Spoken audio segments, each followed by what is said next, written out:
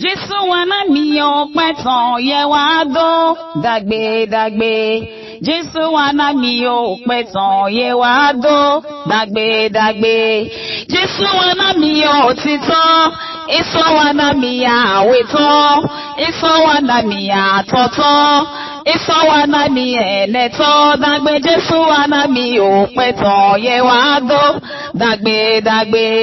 Jésù wa náà mi ọpẹ́ tán yẹ wá dó dàgbé.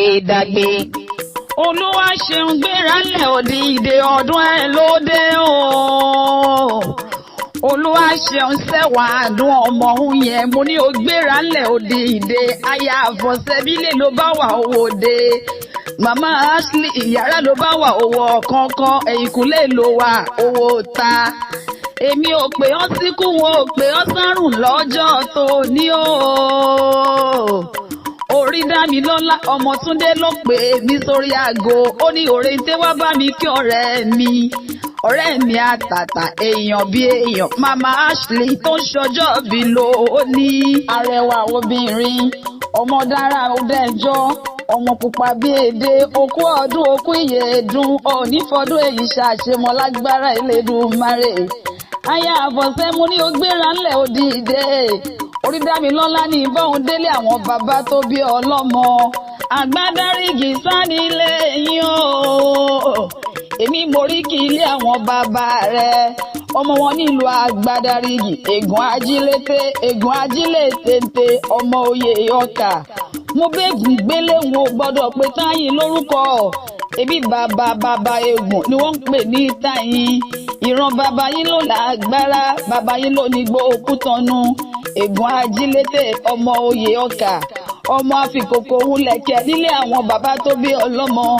Àfikòkò òun lẹ̀ fálè nílé yín. Ọmọ igi mẹ́ta ọ̀nà Egun.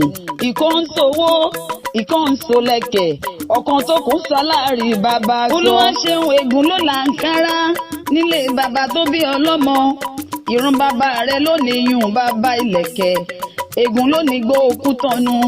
Olúwa ṣeun ti ṣọdún tòní o. Òní fọdún èyí tí a ṣe mọ́. Ó kéré oko délé. Orí rẹ̀ ò ní burú. Ayé rẹ̀ ò ní polúkúmuṣu. Òní sọkọ rẹ̀ nù. Màmá Ashley òní ròhun gbé sọnù bí ó ṣe bí ọmọ. Ìgbálé rẹ̀ ò ní dí. Àwọn olè rẹ̀ ò ní ya. Òkè ló mọ̀ lọ òní dé nílẹ̀. Kó gbogbo bí olúgbó ti rí gbó. Kó gbogbo bí olúgbó ò ti rí gbó. Kó kéré oko délé. Ó níràrìnù tọmọtọmọ. Ọmọ rẹ̀ ò ní kú. Màmá Ashley ó ti ṣọdún tó òun níná. Aya bàbá Túndé. Èmi Orente'Classic ló ń kí ọ píwọ́ ò mọ bẹ́ẹ̀. Ìran ọbẹ̀ níbẹ̀ ṣu àtẹ̀lẹsẹ̀ abẹ́nàwó. Gbogbo ẹni tó bá wá ní o mọ́ bọ̀ lò ní débá tó bá délé.